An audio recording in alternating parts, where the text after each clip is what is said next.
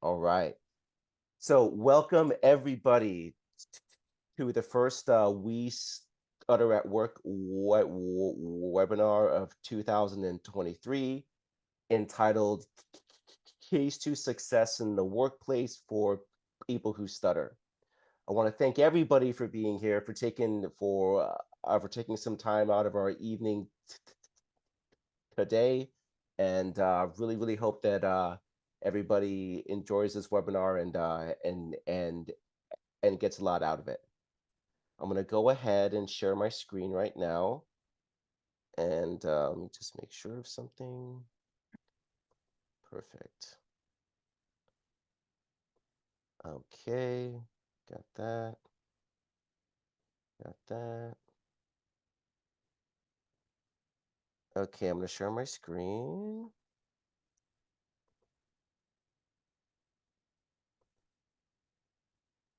All right, let us begin. So again, this webinar is about about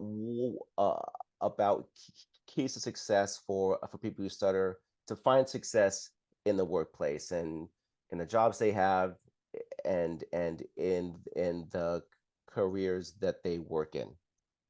I'm John Ontiveros. I am one of the co-leaders of the We Stutter at Work team. It's a passion of mine, and I really love helping other people who stutter to find success in their individual work environments.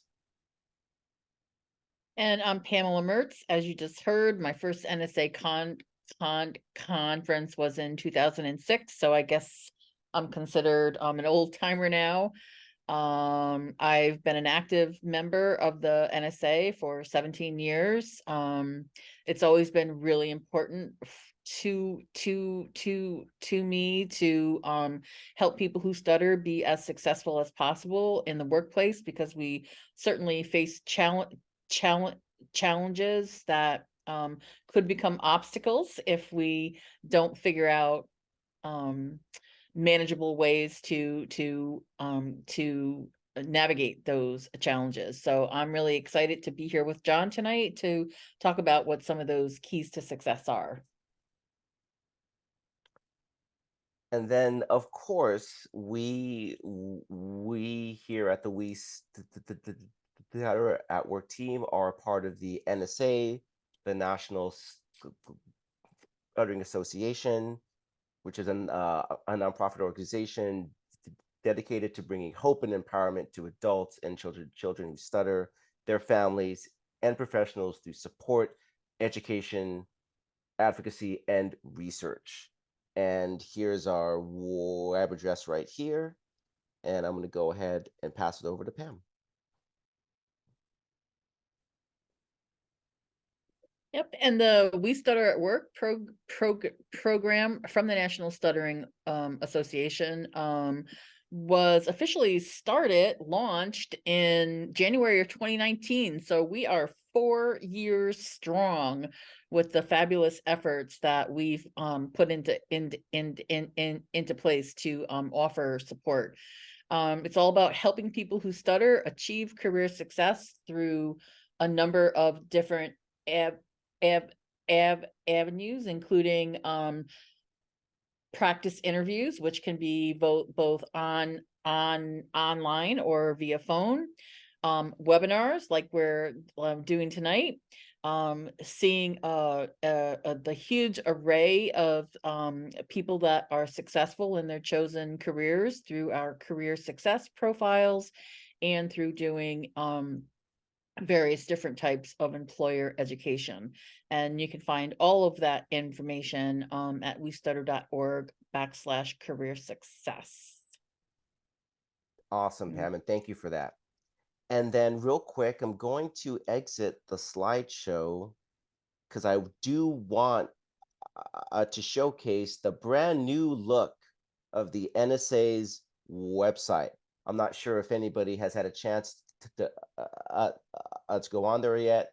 I'm sure a few of you have, because you wanted to register for our conference this summer, as we were talking about at the beginning of the webinar. So I'm sure a few of you have seen it, but for those of you who haven't, this is the new look right here. It really looks great. It's been revamped, and there's a lot, and a lot of our resources are really are easier to find, at least for me. So I'll let you guys explore the rest of the website. I did want to show you how to find us though on the NSA's web page. What you do, so this is the home page right here at WeStutter.org. You would just go to the resources tab up here. A drop down menu will then come down, and then just go to career success. So once you do that, you will find our web page right here, and here our and for those of you who would like to sign up for a mock interview, if anybody is in the hunt for a job right now, or has an interview that's coming up, or is or is expecting to re-enter the working world soon and wants to start interviewing and maybe hasn't had an interview in a long time and wants a little bit of practice. That's a great resource, as or one of our resources, as Pam had just mentioned a, a minute ago. So to do that, if you want to do that, you would just go here to practice interviews and go to learn more, and then we have some good resources here, and then you would go down here to the scheduling form and just populate these fields: name, email, and you would choose a time of day or of the week to where you would be be be most available to schedule a mock interview. And you can also upload a copy of your resume too right there. So that's where you go to if you wanted to sign up for a mock interview, if you wanted to access our webinar archive, which we have many webinars. As Pam as Pam had mentioned, we've been active for 4 years, and we have a lot of great webinar recordings in our archive. You would just go here to webinars and go to learn more, and then there is all of our webinars right here. And some of these are up and coming, but here you have our, our last one before this most recent one in November. So you have that one right there, and you just scroll down and you can access all of our other ones right there. So really great library of knowledge, if you will, right there. All right. So again, I just wanted to introduce you to that, and then let's go back to our presentation here. All right. And before we begin, the main part of our webinar, I just wanted to go over our usual guidelines. As I had mentioned in the beginning, everybody please stay on mute. I went ahead and muted everybody, but please stay on mute during the presentation portion of tonight's webinar. And please save if while the presentation is occurring, if any of you have anything you want to share, add, or mention, or if you have a question, please utilize the chat and drop any thoughts, ideas, or comments or questions in the chat, please. And then lastly, we will let you know when the recording is available. Usually about a week or so after our webinars take place, for everybody who registered for the webinar, even if you weren't able to attend tonight, as long as you registered, you will receive an email with a copy of the recording. Or you can go to WeStutter.org and go to our webpage, and the recording will also be there as well. So I'm going to go ahead and pass along to Pam for the next slide.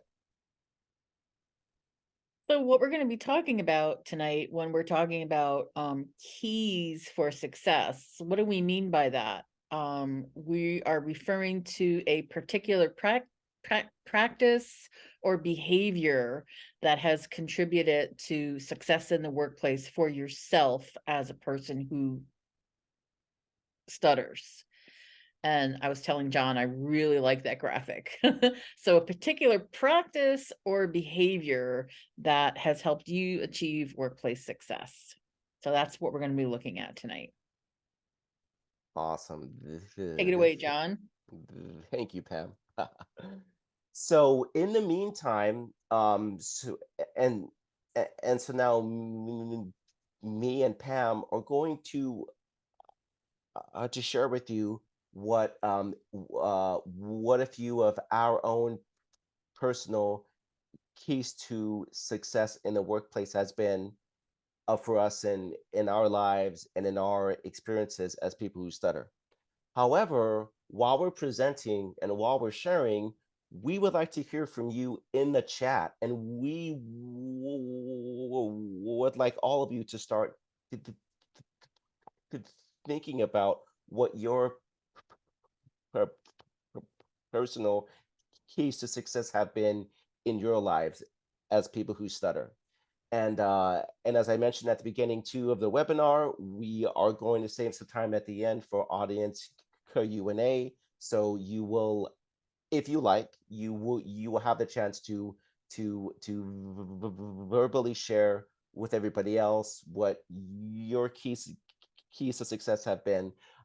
But for now, we would like to get some good conversation in the chat, and we would like all of you to kind of start thinking about your past experiences and what your keys to workplace success have been. So I'm going to go first. I'm going to, and me and Pam are going to share uh, 3 of uh, our keys to workplace success. So here are mine. The first one for me is self disclosure. This is, and I remember like at the beginning, like, at, at the very beginning of our time tonight, I was, I was reminiscing on the first conference that I ever attended, which happened to be in Fort Lauderdale. And just kind of at the beginning there of my time with the NSA, self-disclosure was one of the most important things that I had learned about when I first had started to get affiliated with the NSA, attend chapter meetings, and all of that, just just ever since I've put that into practice in my almost daily life as a person who stutters. I just I'm always I'm still as surprised as ever on how impactful it can be. And for me especially, it's been especially impactful in the workplace. And for those of you in the audience who are unfamiliar with what self disclosure is, it it's basically it, it's basically letting those around you know that you stutter. So, and for me, that's really helped me um in the workplace. And I'll share with everybody just kind of how I choose to self-disclose.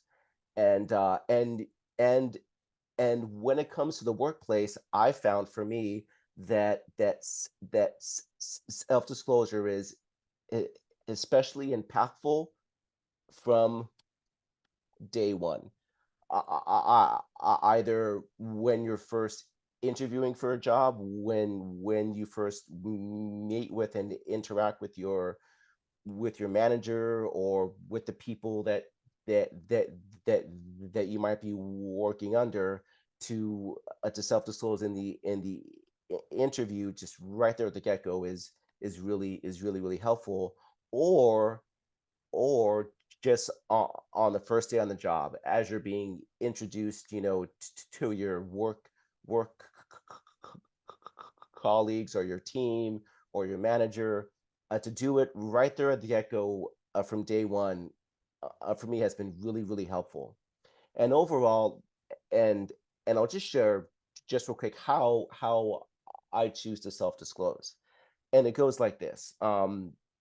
So let's say, for example, it's my first day and I'm a part of a team, and and I'm attending my first team meeting, and and my manager says, "Hey, we have a new person here. It's John. John Taveros. John, meet the team and introduce yourselves. Stand up and say, "Hi, everybody. I'm John Taveros. There is one thing I would like everybody to know about me. I'm a person who stutters. So if I- if any of you happen to notice me having a hard time on my words or a sound, please give me a moment to get my words out, and I would really appreciate that. And as well, if I I and if ever at work, if we're ever having an important conversation on something and you don't understand what I'm saying, please feel free to ask me to repeat what you didn't understand. Now, for me, that does a lot of things. One, one, it tells everybody what's going on with me having a hard time with blocks and repetitions, and so now they know, and so now the elephant's out of the room, everybody knows about it, and I can be more at ease as well. And number two, it lets them know how I want to be to to read it, as in, please don't interrupt my sentences for me. And number three, it gives them the space and the permission to ask me to repeat myself. Like if we're having an important conversation about work and it's important, and they're not able to understand me, well, it could have it could impact our work. So you can feel free to ask me to repeat myself. So just based on me and kind of how I am and what I like as person who stutters, that's uh, that's the way that I choose to self-disclose. And the job I have now is the first time in my life, I think, where everybody I interact with at work, all of them know that I stutter. I've self-disclosed to really everybody at work who's on my team and everybody that I interact with, and it's made the world of difference. It's such a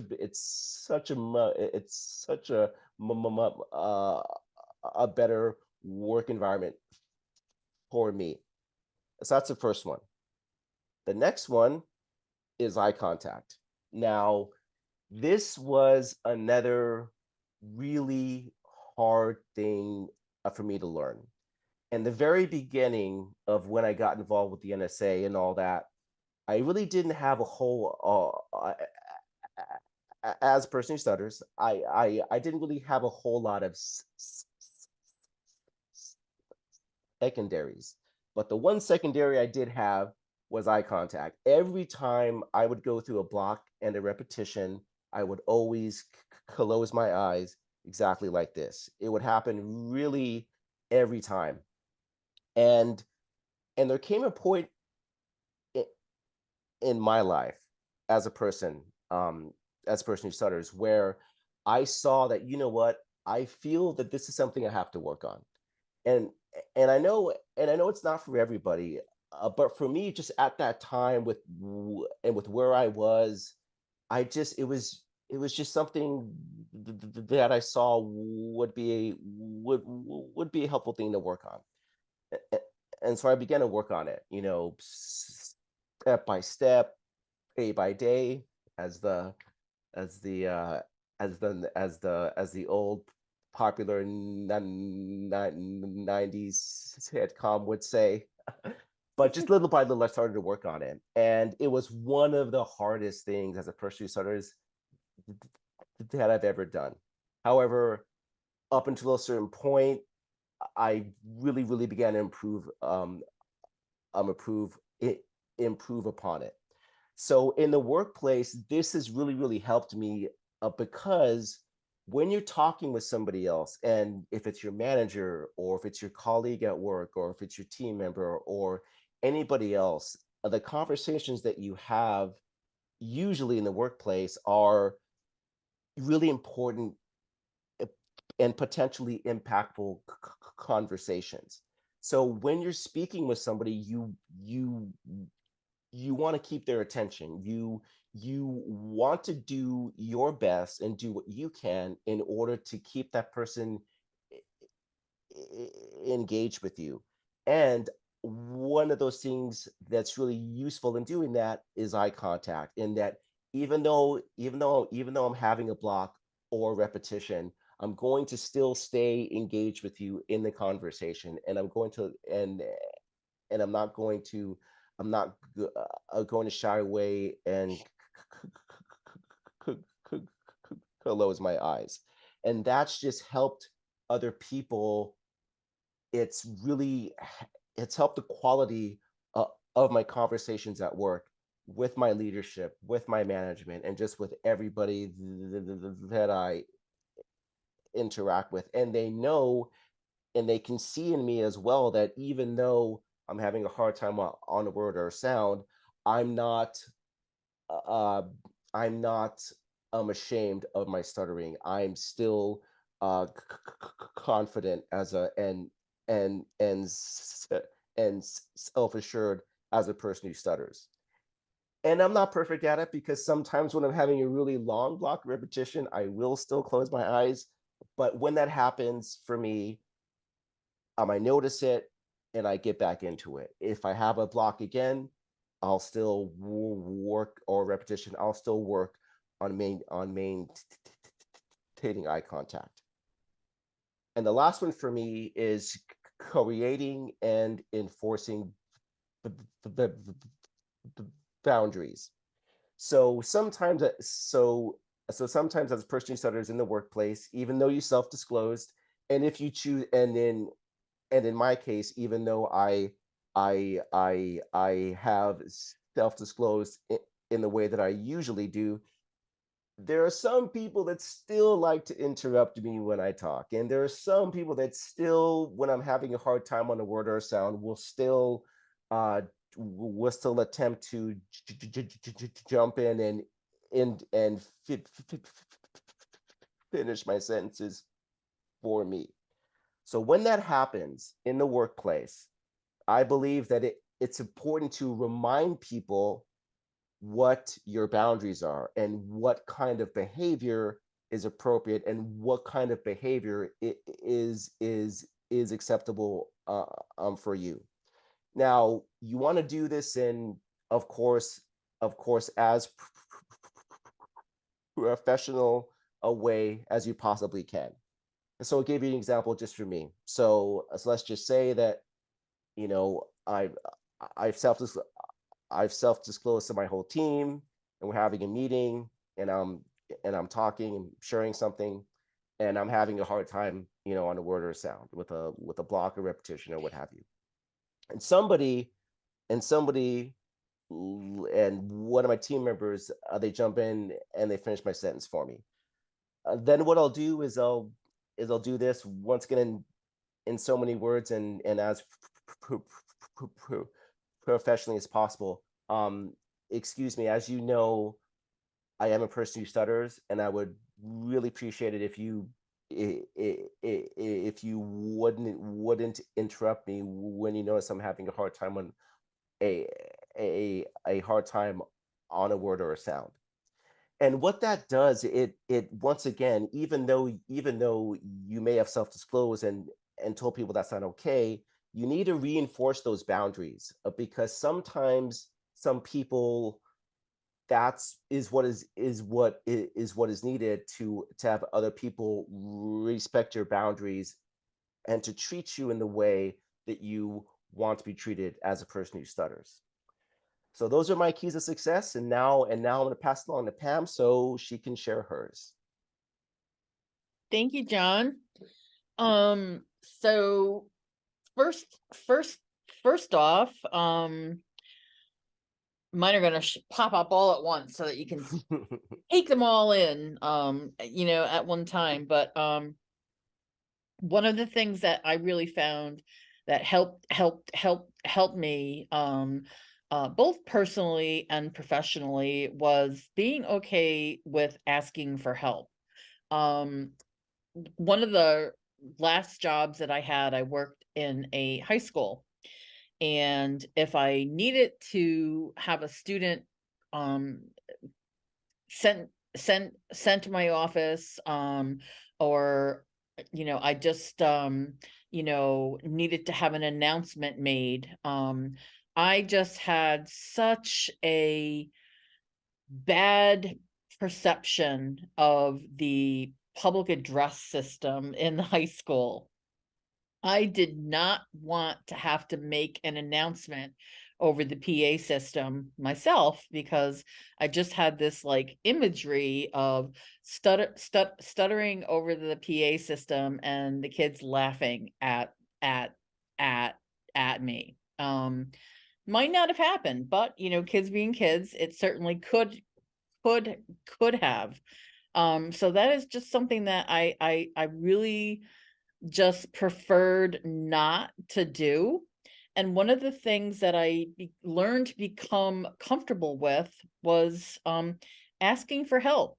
If I needed to have an announcement made over the public address system, I learned to ask somebody else in the office if they could make the announcement for me. And then what I would do in return would be to help them with something that they either needed help with or they were not particularly fond of. And one of those trade-offs often became stuffing envelopes. It seems in a high school, we were constantly sending letters about information or events or problems or concerns home to parents. And that would mean stuffing 600 envelopes. So, if somebody did me a favor of, periodically making an announcement for me over the PA system, I would in turn gladly help with stuffing the envelopes. It actually became kind of like a team thing, like 3 or 4 of us would do it together to just kind of knock it out quickly. But there would have been a day back when I was younger that I would not have been okay with that, because it would have fed into my shame that well, I can't ask for help for something, because then everybody will think that I can't do this, or I don't want to do this because of stuttering. So being okay with asking for help and realizing that it's okay, it's really okay to ask for help, that that was key for me in that particular workplace environment. I really wanted to make sure that I was not a keyboard warrior. It was really important to me whenever possible that I actually talked to people in person or on the phone, instead of using email or instant messaging. Those things are easier, of course, but being able to actually, leave my office, walk down the hall, talk to somebody, have a conversation with them, enabled me to feel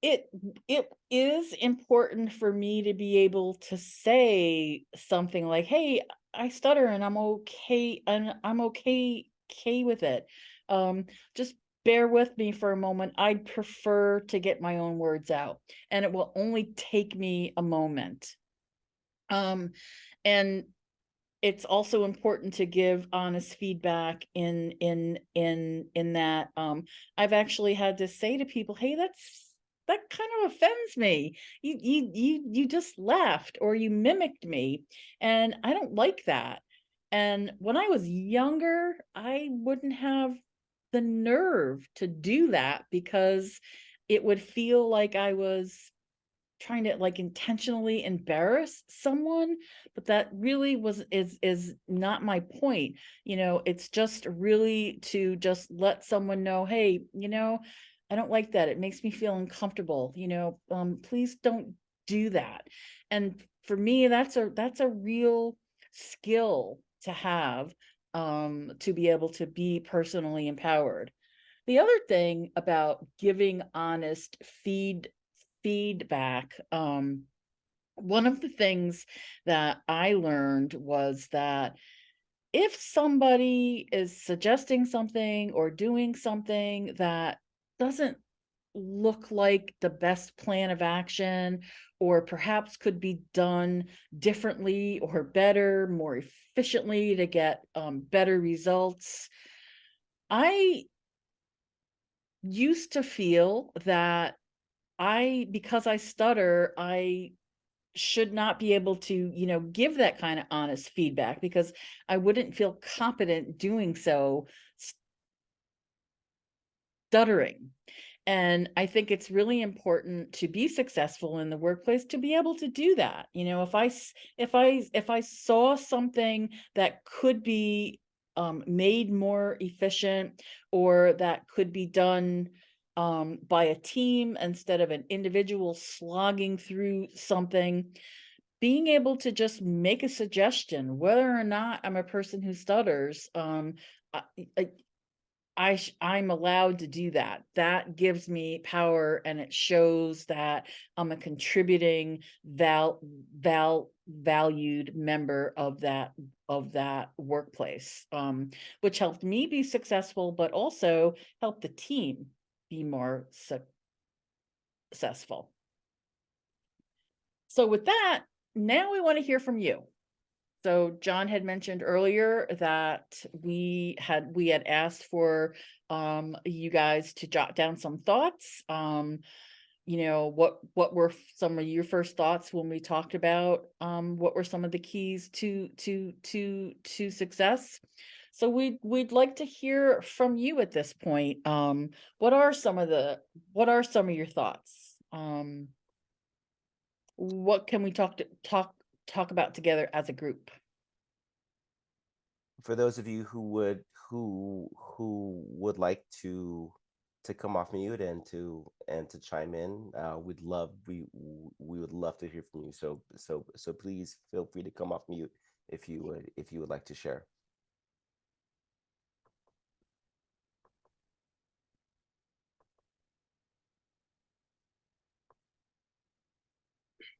Um, Honestly, I wish I had this resource like 10 years ago. Uh, because yeah, definitely I know that, especially as I have been like a growing in my career, I feel that I wasn't always very kind to myself and to like my stutter, because it was just so difficult for me to like really get comfortable with it, and I just felt so handicapped by it. But as I've progressed in my career, I don't know if it, like, I think it's still something that I'm kind of like embracing as like being part of me and my journey. But hearing you share your workplace, forgot, um, hearing you talk about like the keys to your success, I think really, like, your stories just like really resonated with me. So yeah, I just want to say thanks for that. Well, Thank thank you very much, thank Dean. you.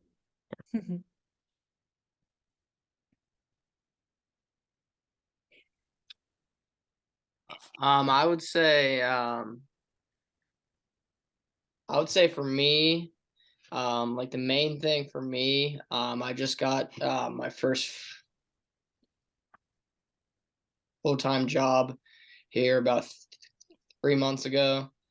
And I think the main thing for me has just been to be confident, and don't let certain things like affect your day. And I think if you're confident in yourself, and I think you'll, I mean, at least for me personally, I think you'll be happier in your own skin. Just you just have to just keep on approaching every day with a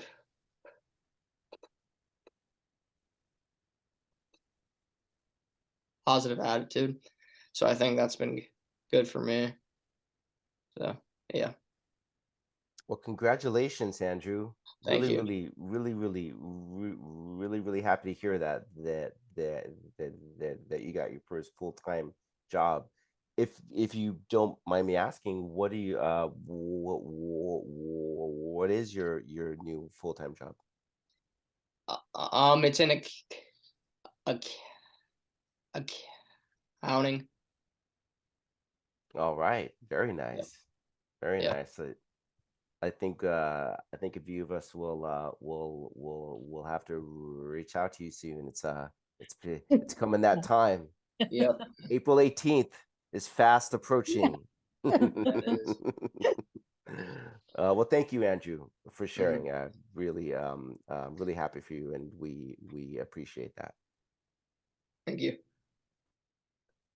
I was going into the chat now because I've been presenting, so I really haven't had a chance to go in the chat. The first thing I saw in the chat was from Tashika Lewis. I'm not sure if they're still on the call, but I guess one of her keys to success is communicate effectively. So I don't mean to call you out or anything, but if you would, it would be great to have you e elaborate a bit on that and share kind of like what do you mean by that how and how do you approach that? If you don't mind sharing. If not, it's totally cool. But it's just something that caught my eye in the chat. If you're still on the call, Tashika. Right. So she isn't there. But from what I had read from what she said is to just be able to say what you want to say, because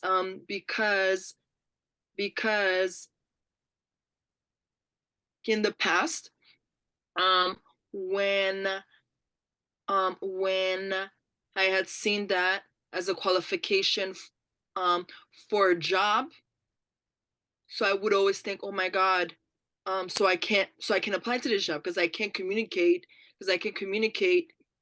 effectively because for me that meant communicating fluently. Um, but being being able to being able to be involved in the NSA and just being able to have a community and to speak to different people. So I realized that that communicating effectively doesn't only mean verbally. It could mean nonverbal cues. It could mean to keep the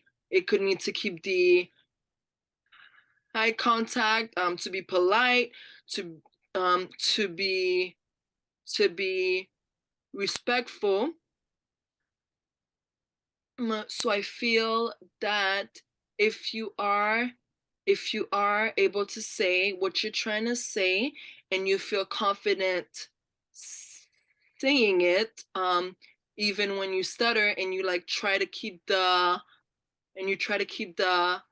eye contact as much as you can, and you don't show them and you don't show them and you don't show them any bad feelings about your speech, so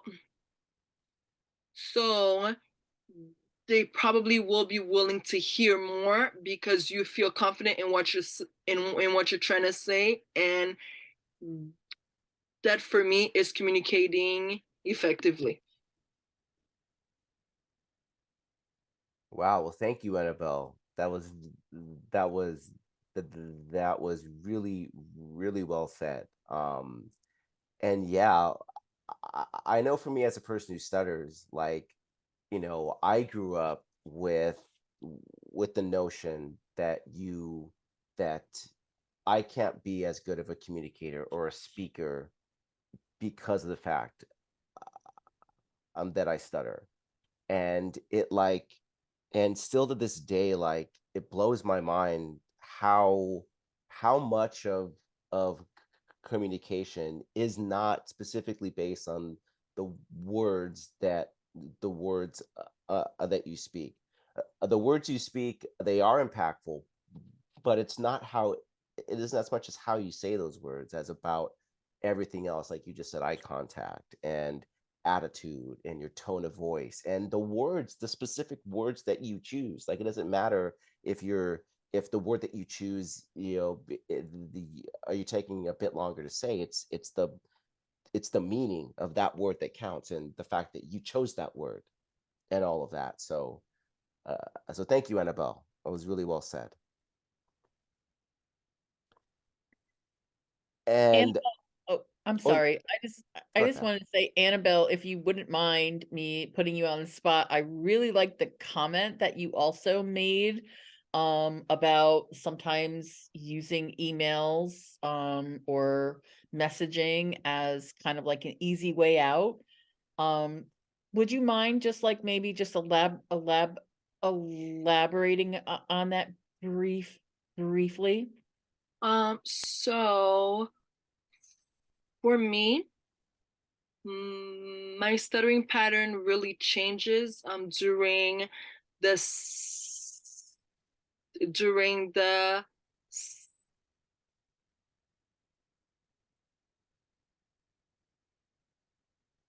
seasonal months. So because I have sinus, when it gets cold or when it gets humid, my stuttering pattern changes completely. So I have trigger words. That I have never had before. So I literally have to like reframe how I speak.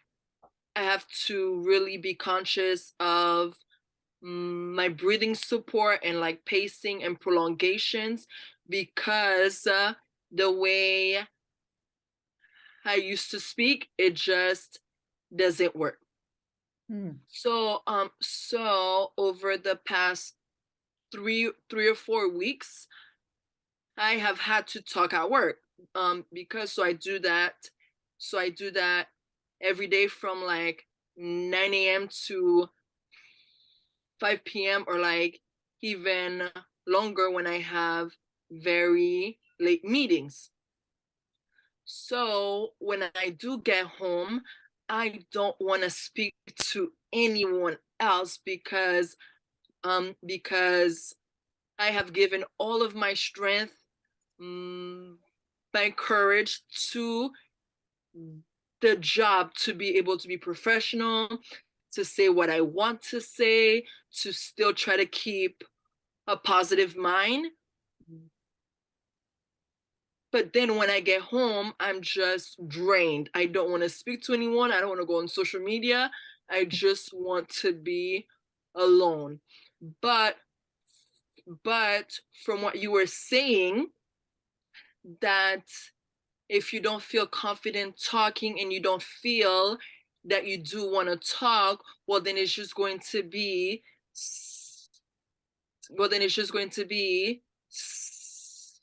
something you don't want to do, and that's going to affect your speech. So I'm thinking, if I am able to just change my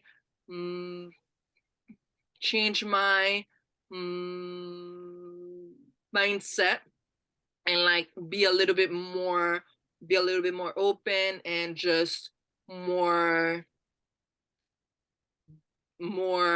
joyful speaking, well then I may be more willing to just keep speaking when I get home. Yeah, and that's it. Thank you. Thank you, Annabelle. I can relate to that because I had to speak at work for having an additional position, and I was very mindful of being nervous, and someone approached me, and they were really kind, and they said, "Don't be nervous, Lucy, it's okay."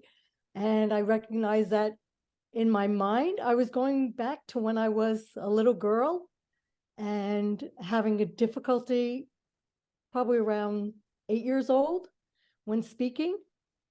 And so I just realized that I had to maintain a level of courage, and, like many of you have said, to use my eye contact and just speak as slowly as I could so that I could convey what I wanted to say in a very clear manner. And I began enjoying speaking in front of others. So I guess it's a process for all of us, and we all have our own qualities and attributes that can be utilized to help us in our careers. And one of the main things is, though, to not be fearful and to be accepting, because in every facet or every aspect of society, we are all different in many ways, although as humans, that's who we are. I mean, we can't be the same. It would be kind of boring. So, Amen to that. Very boring. and this is a great way to communicate. I was very happy to find NSA. It was just kind of a fluke. And then I was able to go to a couple of meetings in Las Vegas, and I just really feel very comfortable with this environment. It wasn't accepting for my mom, especially when I had to go to speech class when I was little. I guess she was embarrassed, but I really learned a lot from the speech therapist, and really appreciated what she tried to convey to me as when I was that little. She really encouraged me not to be fearful, and to recognize that I could do whatever I wanted to do, and to make sure that I practice, if I had to speak in front of class, to practice enough to feel comfortable as well. But we all get tired, like Annabelle said. By the end of the afternoon, it's like, okay, that's enough already. Good points. Thanks, Lucy. Wow. You guys. Yeah, Lucy, thank you for sharing. And that's so awesome that how you shared about your speech therapist, because like that's the way it should be done right there. And the fact that you had that as a kid, I think a lot of us have had negative experiences with speech therapy when we were young, but to have that as a kid is so valuable. And that's awesome. And that's great. That's a reflection of our society. I mean, look how people are just treated differently because of someone's mindset of thinking of them being different. Like I'm almost 70.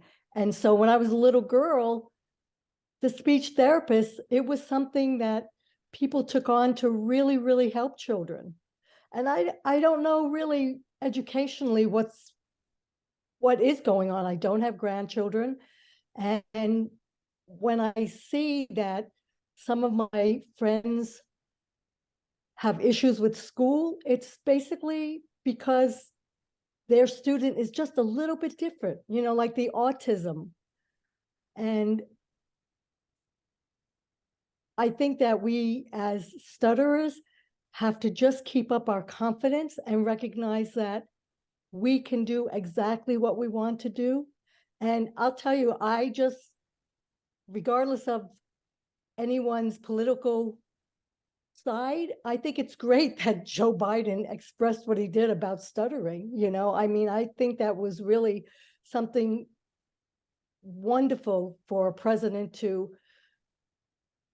speak about, because the programs in school sometimes don't meet what the children need. And we become adults eventually, and if we don't have that confidence to think that we can do things because of our stuttering, we lose out on a lot. Yeah. So this NSA, to be in a community of people, is really, really wonderful. Wow. Thank you, Lucy. Mhm. Nicholas, we saw that you had your hand raised. Did you want to share? Yes, please. So I also just started a job relatively recently, just like Andrew, and Great. I appreciate it. I have kind of recognized, just in terms of the confidence aspect and these trying to communicate effectively, was a very important part of where I ended up, because I wasn't particularly keen on trying to give presentations. It was an ingrained aspect of the type of role I went into, unfortunately, not really recognizing that going into it. So it certainly was a surprise. It would be a surprise for a lot of people, but especially for the people in this conversation, I'm sure everyone understands. And so I recognized the extent to which I would have to give presentations in the future. So I volunteered for some. Not exactly it's very easy to say you're going to do that versus actually doing it, but I now am at the point where I have to give a presentation about maybe once a week or so. So it's at first it was just as tough as I'm sure we've all had to go through. But in time you just kind of get more accustomed to it. Your confidence goes up. Your audience, just depending on the level of interaction you have with each of them, it increases, so that I get more comfortable with the idea that everyone there understands my situation. Because I'm an advocate of advertising. I personally have found it to be helpful. I wouldn't necessarily say I do it in every situation, but I've just found that I've volunteered for presentations just to put myself in the situation, and it's taken time, and that's personally something that I would suggest, is because it's very, very easy to just try to sit back and not do anything, and unfortunately that fear can build up to the point where you aren't comfortable with expressing yourself or bringing up all your ideas. And so I mean that's part of why I'm there. So that's, yeah, that was more just a suggestion that I kind of learned the hard way, was just if you're uncertain as to if you're going to be able to communicate effectively, volunteer for situations that cause you to confront that. But as I said, it's a lot easier said than done. Yes. Absolutely. Absolutely. And I love that attitude. I mean, I really do. And I think that that is like the the the willingness to put yourself in uncomfortable situations is also a key to success, like a big one, I think, in the workplace, especially for those of us who want a promotion, want to move up, right? You know, and there's and there's nothing wrong with staying at the role that you're in, and if that's good for you and if it makes you happy. But if if you want to move up and you want to advance in the workplace, a lot of times you're going to have to do things that you're not used to doing in your role, and maybe that could be doing more presentations, or having to suggest ideas in meetings and things like that. So good for you, Nicholas. That's awesome. Oh, that's awesome, man. I'm really, really happy to hear that. So good for you. Hey, I John, appreciate it.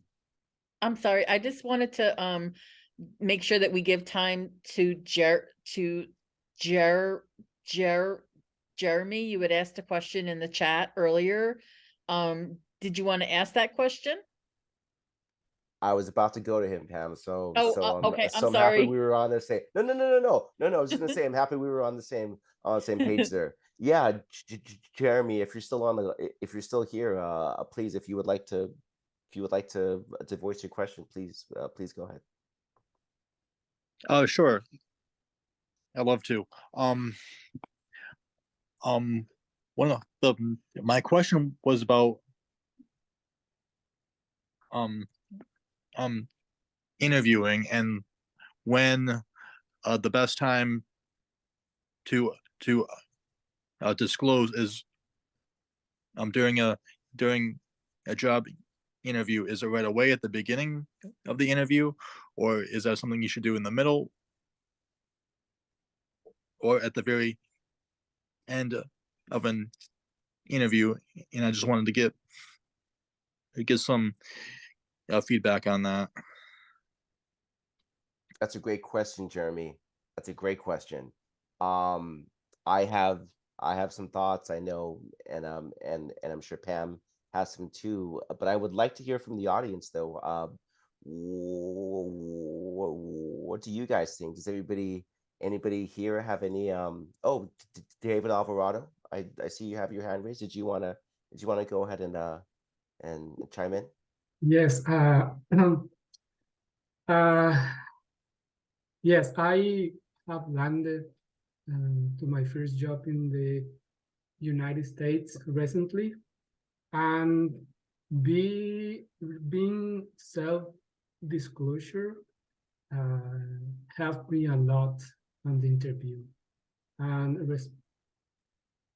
and respond to Jeremy about his question. I reveal that I am a stutterer at the beginning of the interview. I say something like, "Hi, my name is.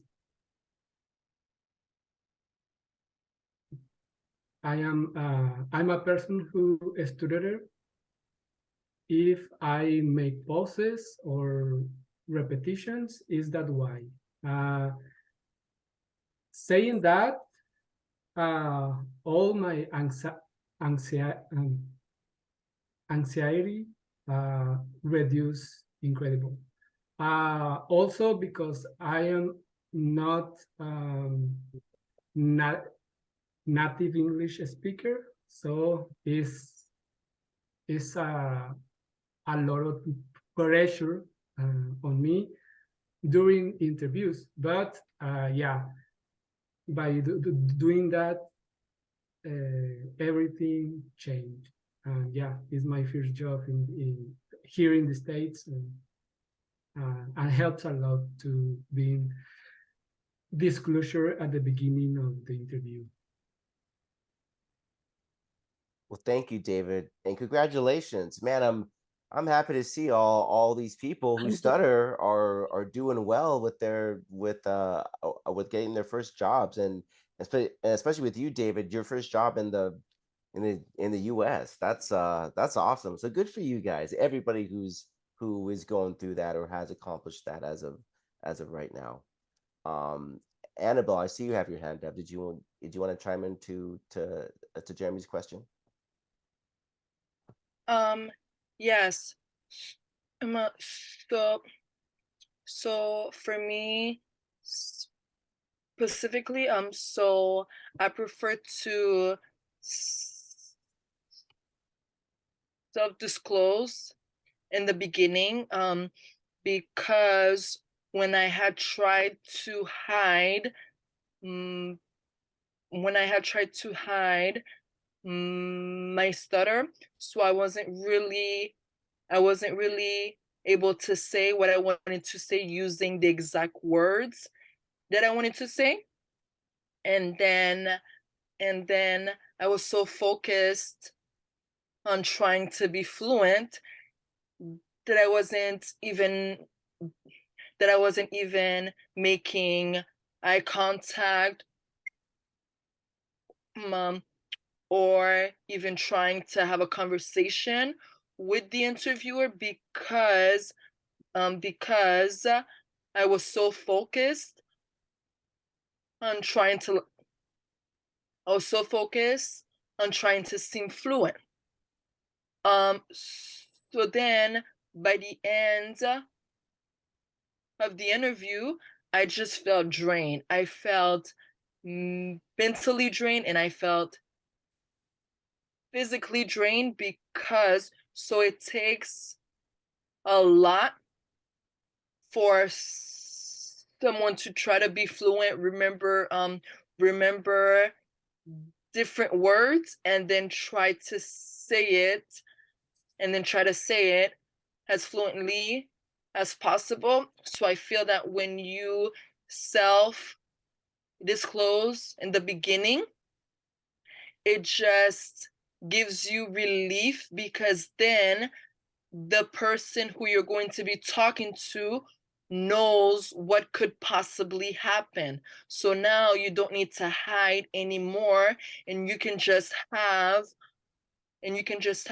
a conversation with the interviewer, and that can reduce a good amount of your fears, because you're not pretending to be perfect. And then also that could possibly put the interviewer at ease, because now they know to be more patient, to be more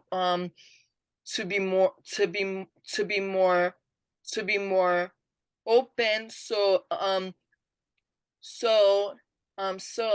they won't need to freak out. They won't need to, but if they see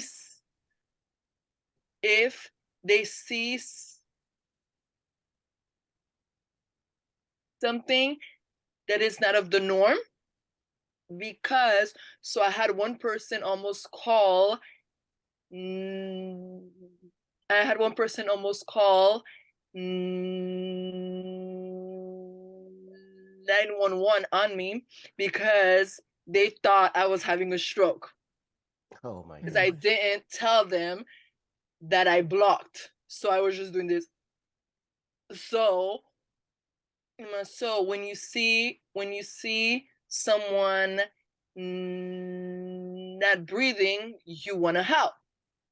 But so if you're informed before that you may block, you may repeat words, you may prolong, or this and that, well, then you feel better knowing that you can just be yourself, and you don't have to like try to be perfect or a normal person who doesn't stutter, is what I think. Well said, Annabelle. Really, real,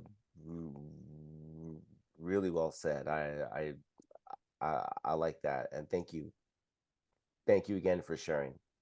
Nicholas, I see you have your hand up, so please go ahead and feel free to chime in.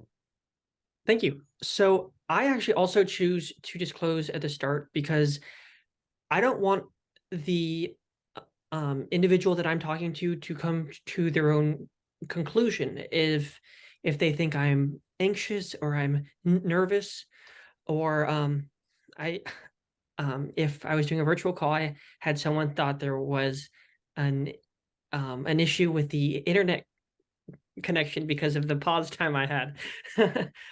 So I choose to self-disclose at the start because I want to control what the storyline is. I don't necessarily want people to come to their own conclusions, and I've just found that to be particularly helpful. Thank you. Thank you, Nicholas. I totally agree with that too. By self-disclosing, you're not only allowing the other person to come to their conclusions about your speech, right? Because that could happen. Like if you don't clarify what's going on, then you're leaving it up to me, your listener, to come up with my conclusions. And my conclusions, if I'm in an interview, is that this person doesn't seem like he knows what he's talking about, or why is he unprepared? He or she, or what have you, sounds unprepared. So that's my conclusion. But if I don't know what's going on, then that's a conclusion that I might come to. So, Of course. uh, so I know we're running a little over on time, so I do want to give the people who have their hands up a chance to chime in, and then we can go ahead and end there. So, Lucy, I think you had your hand up next, and then Andrew after you. So Lucy, go ahead if you still like I to just share. think that you guys are so commendable, really. It is so really inspiring to know that you can recognize that you have to disclose first, and that gives you the power to present yourself and what you know and answer your questions in a more professional way. And you also give the listener a chance to be touched inside of themselves with empathy. You connect as a human being that way. And I just think it's really, really wonderful. I really do. It's really good. Good workforce skills. Thank you. Yeah, we got some great people here in this audience. So yeah. Um, Andrew, please go ahead and chime in. Yeah. So for me, yeah, I agree with all you guys. I certainly think it's important to self-disclose up front. I think for me, it's been helpful in terms of like it just gives the person that you're talking to a heads up, and I think that helps them. And I think a huge thing for me that in hindsight I wish I would have done a lot more in school was trying to speak up in school a lot more. I think I was just kind of afraid of what people might think about me and all that stuff. And I think it's just important to believe in yourself and just accept it and accept that's who you are as a person. And I think once you start to accept it, I think it, at least for me personally, I have found myself to be a lot more successful. And so, yeah, that's all I had to say. Really well said, and that again is is some powerful input, especially in regard to acceptance. Could be really, really impactful when you start that journey and you start to see the results. So absolutely. Well, I know we're over time, and I know and I know that's especially the case. I know it's getting late for you East Coasters over there. I want to thank everybody again for attending this webinar. Really, really enjoyed it. Really happy to have the opportunity to share my keys to my success and Pam as well. And thank everybody for the really, really great conversation after during this Q&A time. Really, as much as I like the opportunity to share, I equally enjoy hearing all of your input and experiences because we have a great community here at the NSA, just overall. So, um, yeah, so thank you everybody so much for your input and for your attendance. And Pam, actually, real quick, I don't know if you would like to give a little teaser as to what our next webinar will be about. I know we all love the Marvel movies, right? Or at least a lot of us. So it's at the end of the movie after the credits, you get a little teaser. Well, that's what this is right now. So so Pam, if you like, would you like to tease our next webinar topic for next month? Yeah, so join us for the next session on April 26th, and it's titled Should I Go to HR? And what we're going to be talking about is, should we go to HR and disclose that we stutter? And should we go to HR if somebody in the workplace disparages us in some way? We're going to have two human resource professionals joining us. One HR professional who stutters and an HR professional who does not. So it'll be interesting to have that varied perspective on, can HR be an ally for us? And somebody asked, during an interview, when should I disclose? Well, we're going to take a look at this very same topic. Should I disclose to HR, and when? So it'll be a very interesting conversation, to be sure. So should I go to HR? Wednesday, April 26th to 8:30 Eastern with myself. I will be moderating with two HR professionals. So it will be not to miss session. So we hope to see you then. Yeah, I'm really looking forward to that because that's a great topic, and I think that's a lot of as as we go throughout the workplace as people who stutter, I think unfortunately we encounter instances like that in our minds, like okay, okay, it's now a good time to go to HR and all that. So I can't wait. I'll be there for sure. So well, everybody, again, that is the end of our webinar tonight. Again, this recording will be available to everybody who has registered for the webinar.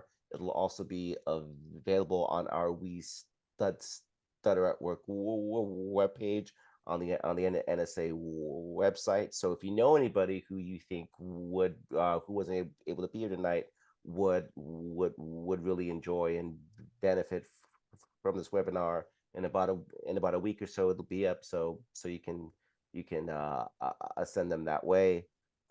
Anybody, and I know we've encountered a few people here who have just started their new jobs, as people who stutter. Again, a round of applause to all of you. For and for those of you who are in the job market right now and are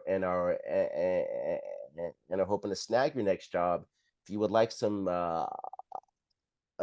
opportunity to practice for any upcoming interviews, or just the fact that you're going to be applying for jobs and you will eventually have an interview soon. If you'd like to schedule a mock interview with one of the members of our team, just please go to the